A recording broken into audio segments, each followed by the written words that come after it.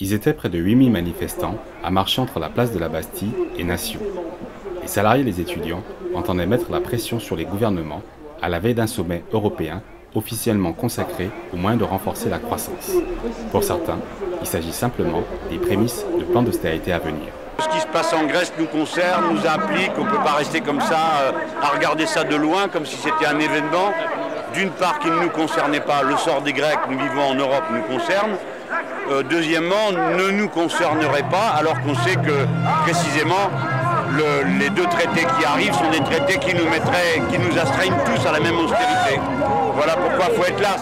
De nombreux syndicats étaient présents, ceux des travailleurs, des étudiants, mais aussi des intermittents du spectacle.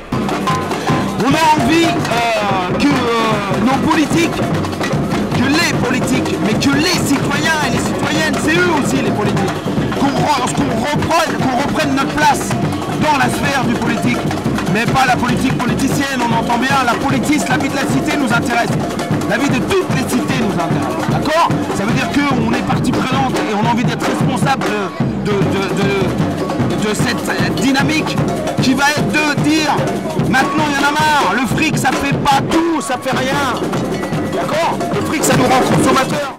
Nous sommes en colère parce qu'on nous raconte qu'il n'y a qu'une seule voie possible. Il y a des alternatives possibles. Est-ce qu'on vit aujourd'hui dans une société qui préfère supprimer les cotisations sociales pour les employeurs plutôt que de donner de l'argent aux jeunes pour qu'ils puissent se former? Est-ce qu'on vit aujourd'hui dans une société qui préfère protéger les patrimoines, protéger les héritages plutôt que de donner l'argent aux jeunes pour pouvoir se former? Nous refusons de vivre dans une société comme celle-là. C'est pas la société qu'on a choisie et on n'a pas les moyens aujourd'hui de s'exprimer pour dire tout le désaccord qu'on a avec ce modèle social. Alors en France, en Grèce, en Europe, je sais qu'aujourd'hui en Italie aussi, les jeunes sont dans la rue. On fera partie du front commun avec les salariés. Quel que soit le résultat des élections, il faudra de toute façon des luttes puissantes pour nous faire entendre, même si évidemment nous ne sommes pas indifférents à son résultat.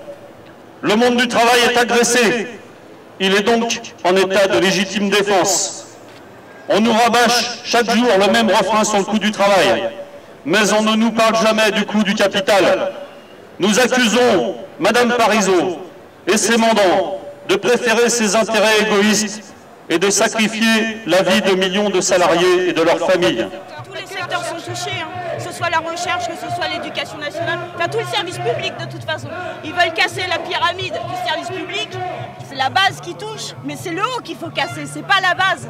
Parce que nous on a déjà très peu de salaire par mois, on en perd en plus ces derniers temps avec les taxes qui augmentent, et puis eux là-haut, ils se gavent dans le fric, ils en peuvent plus, ils dépensent tout. Donc faut arrêter quoi. On est tous dans le même bateau, donc on est là tous pour la même raison en fait. Bien sûr qu'on existe, et c'est parce qu'il y a des mobilisations syndicales dans les entreprises qu'il y a, et c'est tant mieux, beaucoup de responsables politiques aujourd'hui qui vont voir les responsables syndicaux pour leur demander, y compris conseil, sur des mesures législatives à prendre à l'avenir. Si cette manifestation s'inscrivait dans un contexte européen contre les plans d'austérité et les coupes dans les budgets sociaux, les salariés et les étudiants ont voulu mettre aussi la pression sur les candidats à l'élection présidentielle d'avril prochain.